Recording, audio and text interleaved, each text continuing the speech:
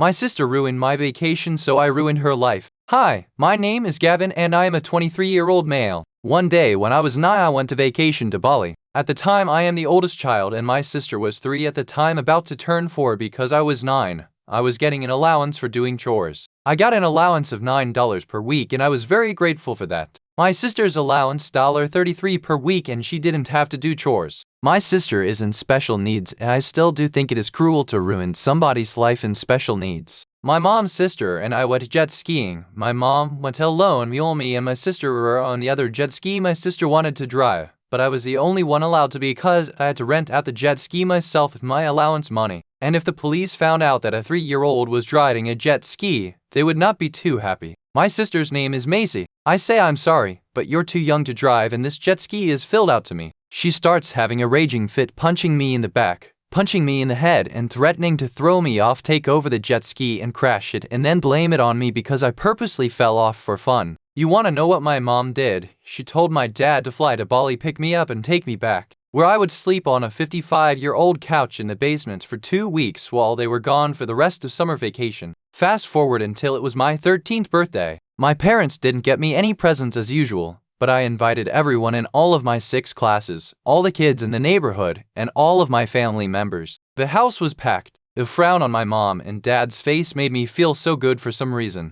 About a fourth of the 112 kids I invited had a sleepover at my house. Some of them brought tents while most of them brought sleeping bags and slept on my room floor, the living room, or if they got lucky, the brand new couch that we ordered. Rewind about 6 hours and I was opening over 150 presents on my living room floor. Each and every single card had $20, $40 in it. My sister was in the room at the time. That day I got $4,500. When I did the math and I told my parents how much money I got, my sister started beating the living heck out of me, demanding to give her all the money. My mom said that was too much money for a kid like me to handle and should give it all to my sister. I screamed at my parents and said if they are insane or not. I got super lucky because I got to keep that money and have a sleepover with over 30 kids. My girlfriend, Jessie, was also at that party. I invited her because she was in my math class and she wasn't my girlfriend yet. Her parents said yes to a sleepover. I had a huge crush on her in 8th grade. She asked if she could sleep in my bed where I was sleeping and I said sure because I did not have a couch in my room yet. She then asked me if she wanted to be my girlfriend, which I reluctantly replied, yes, of course. We didn't hook up in bed because that would be way too much for an 8th grader. I also said everybody except my new girlfriend that I would give them $15 if they would not sleep in my room. Only about 3 people wanted to sleep in my room. Fast forward about 10 years. Me and Jessie got married and we had our first child. My sister, the spoiled brat that she is actually living off of my mom and her retirement savings because she refuses to get a job because she is a queen. The reason why she couldn't get a job is because I told the college that she was at everything about her, including her bad attitude, and that she is a bully. This college had a zero-tolerance policy for bullying and an immediate expulsion for anybody who bullied. She was kicked out of college with nowhere to go because she was so spoiled. My mom made her stay at her house in the over 59-year-old couch in the basement, which was now ripped full of mice and had rat poop on it. She lost her room, she lost everything she owned, all because of me. So that brings me to the final question, am I the jerk? Karen teacher made my childhood a horrible memory. I want to write a very painful moment in my life that even today, I am still affected by the trauma from my encounter with a Karen teacher during my childhood. A long time in school, there was one particular teacher that I had the unfortunate displeasure to meet. She was such a cruel and horrible woman that she took great joy seeing me suffer, to the point where she had encouraged my fellow classmates to bully me all because I was quiet in class. This teacher had made me feel less of a human being and took me years to overcome the trauma I had suffered from my time in school. There is no revenge or Karen's getting what for.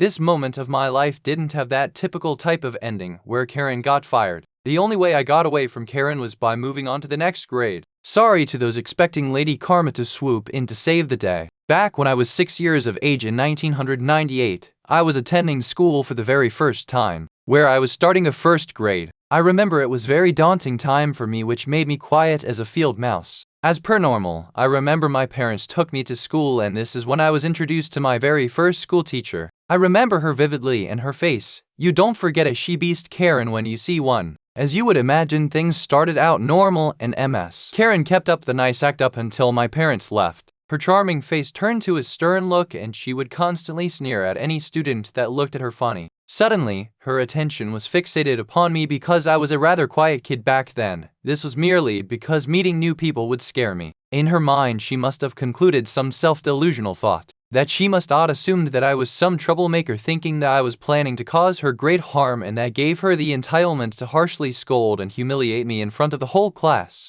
All because I didn't speak due to being a nervous Nelly. For the start of the year, she would constantly belittle me and send me to the corner of the classroom because I spoke in a soft voice when she would ask me a question in class. To make matters worse, as I mentioned before, she encouraged some of the other students to bully me, and she would scold me if I would fight back and try to stand up for myself toward the bullies. My parents were also aware about the situation because a few times I remember running home after school crying to my parents about Ms. Karen's antics. The bullying only increased when my dad confronted the toxic she-beast teacher about her mistreating me in class and for punishing me for no reason. I was able to be free from this teacher after I moved on to the 2nd grade, but by that time the damage had already been done. One Karen teacher managed to crush my gentle spirit back when I was a kid. She made me feel less than a human being. For years I thought of myself as a nothing, a useless piece of trash, and someone that should neither be seen or heard. This level of emotion followed me all through grade school to eventually high school.